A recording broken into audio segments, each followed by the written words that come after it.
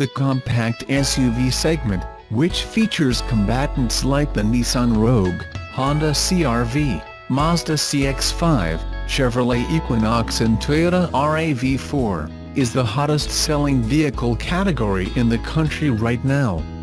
The love felt by consumers for SUVs is a fascinating phenomenon, and one of the defining elements of the early 21st century.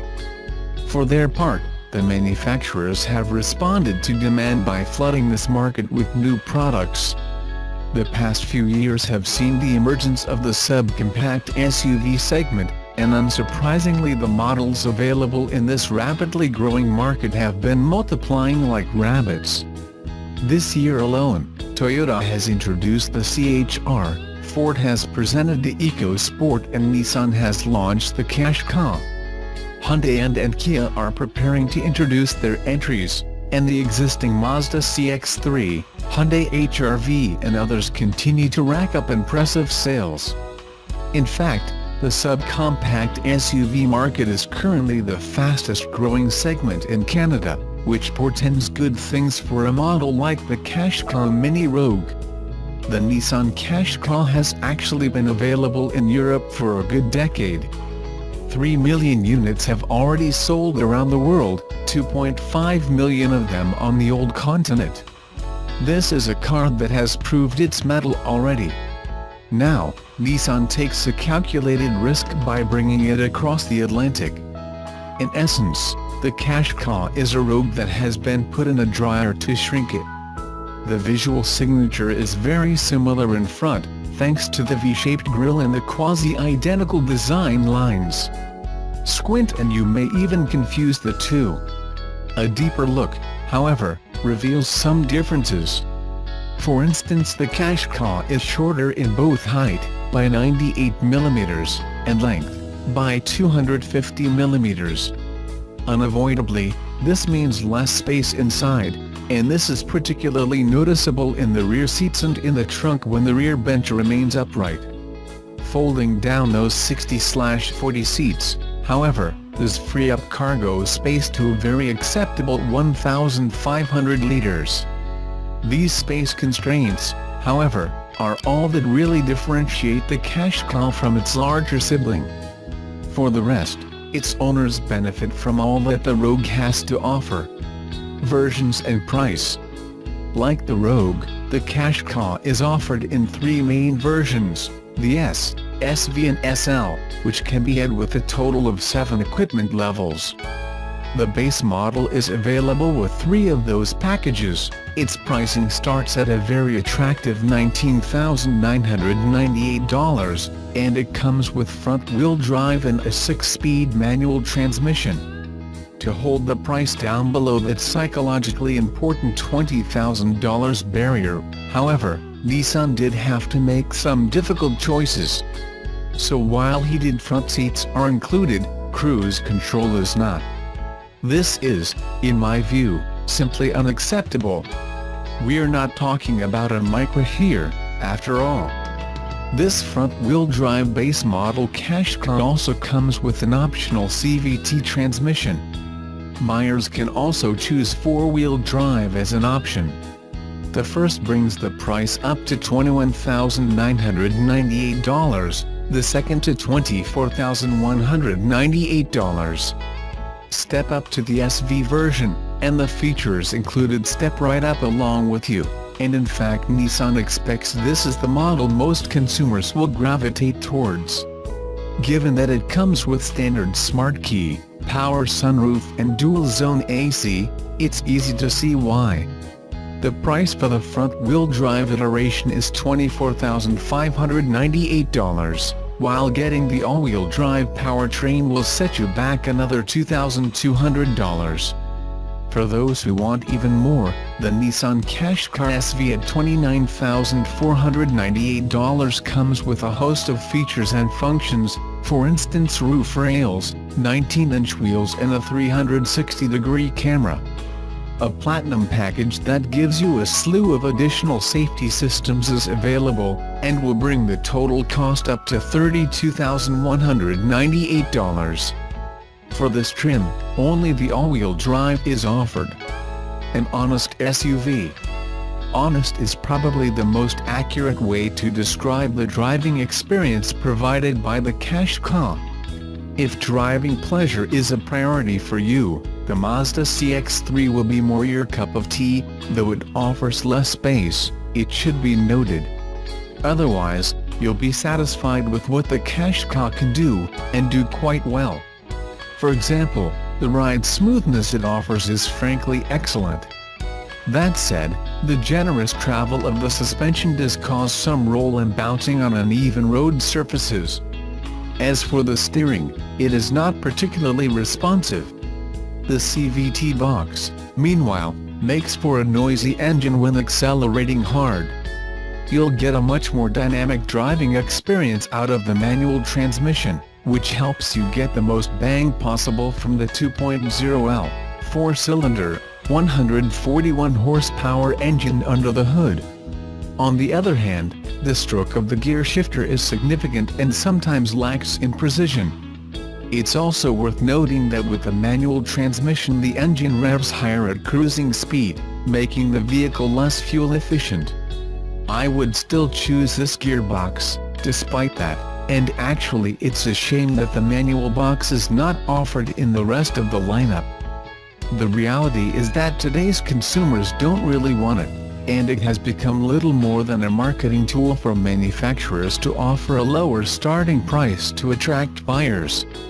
A real shame. Conclusion.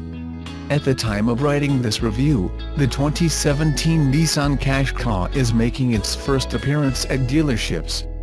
Already, we are hearing that in some places dealers' order books are full. Chances of success for the model are very high indeed.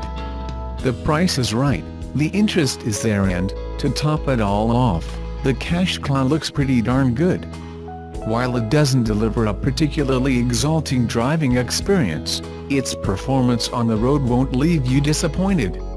Neither will its fuel consumption, which comes in at around 8.4 L, give or take a few decimal points, depending on the version chosen. All in all, and barring any surprises, the Qashqai represents a solid buy, something that can't always be said for brand new models. I'm not much for the whole LS swap the world thing, but sometimes, it's way cooler than it has any right being. This is one of those builds. Instead of taking the typical route of airbag suspension and a tune, the crew at More Performance took this Subaru Forester, or at least what's left of it, and made Project Arkham.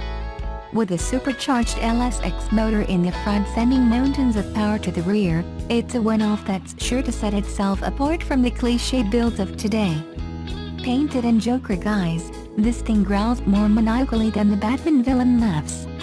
A 1.9-liter LS8 blower sits in the V of the engine and helps to amp output all the way to 554 horsepower and 534 pound-feet of torque.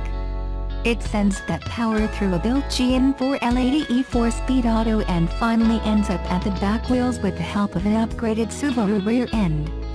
Shots of the engine bay show how bonkers this puppy really is, and no matter your stance on the project, the work put in has to be appreciated. Thanks to the LS's inherent simplicity and power potential, it turned this Japanese crossover into a riot that can't easily be matched. AEP is extending its $10,000 discount on the price of a new Nissan Leaf through the end of September. The electric utility announced the program in May for its customers, and originally it was to run through June. The offer is a $10,000 discount on the price of a Leaf, which starts at just north of $30,000, and can be used in conjunction with the $7,500 federal tax credit for electric vehicles. People buying a Leaf must present an AEP bill to a dealership to get the discount.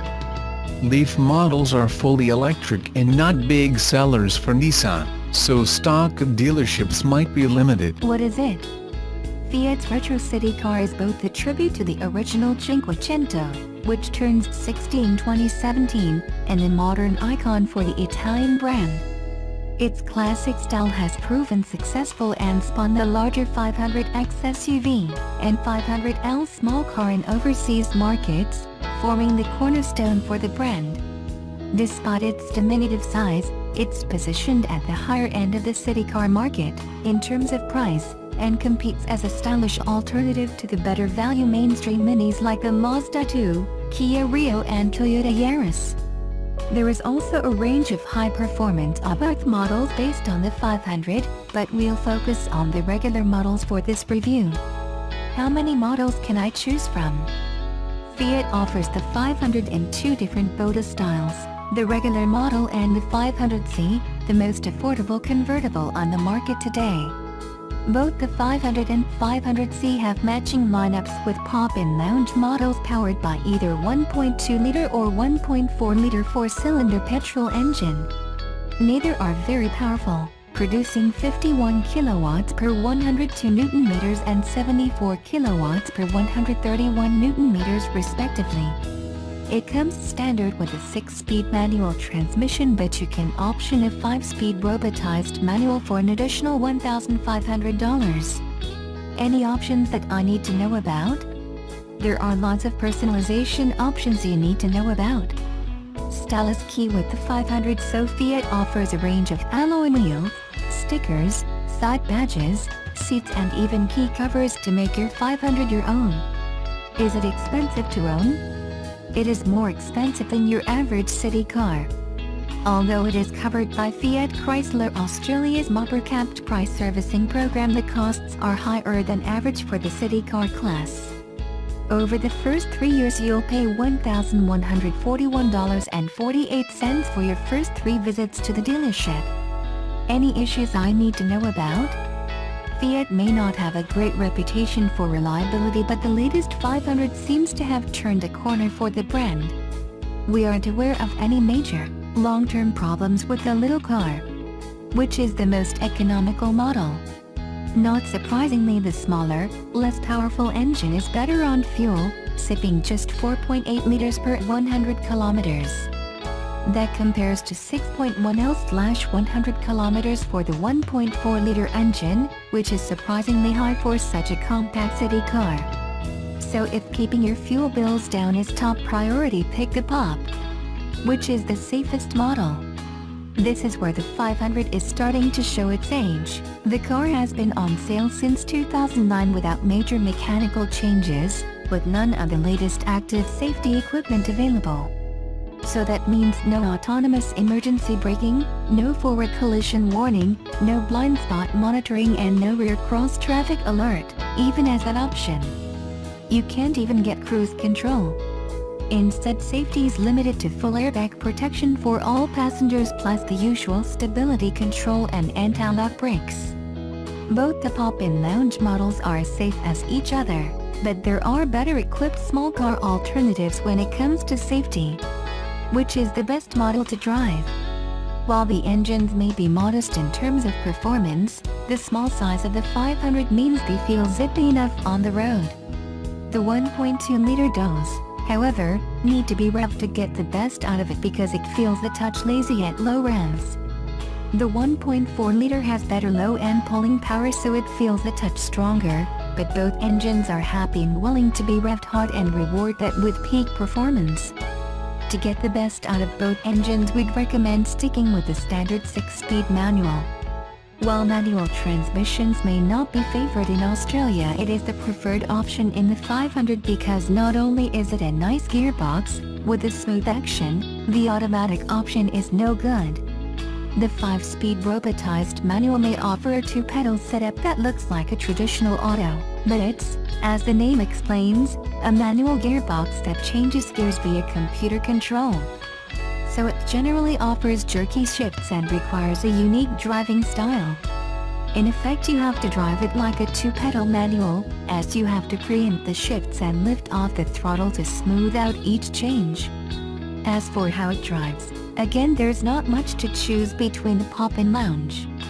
Both offer light but responsive steering and nicely balanced handling for a city car.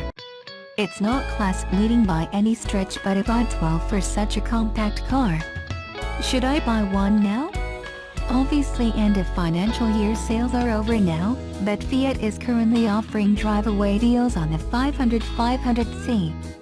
you can get into a pop manual for $19,000 and a lounge manual for $21,000, while the 500c pop can be had for $23,000. Where's the sweet spot? While there isn't much differences, mechanically or safety-wise, to split the pop and lounge, our preference is to go for the bigger engined model. The Lounge 1.4 manual is the sweet spot in the range, offering all the style you're after and the best on-road performance thanks to the Pun Gear engine.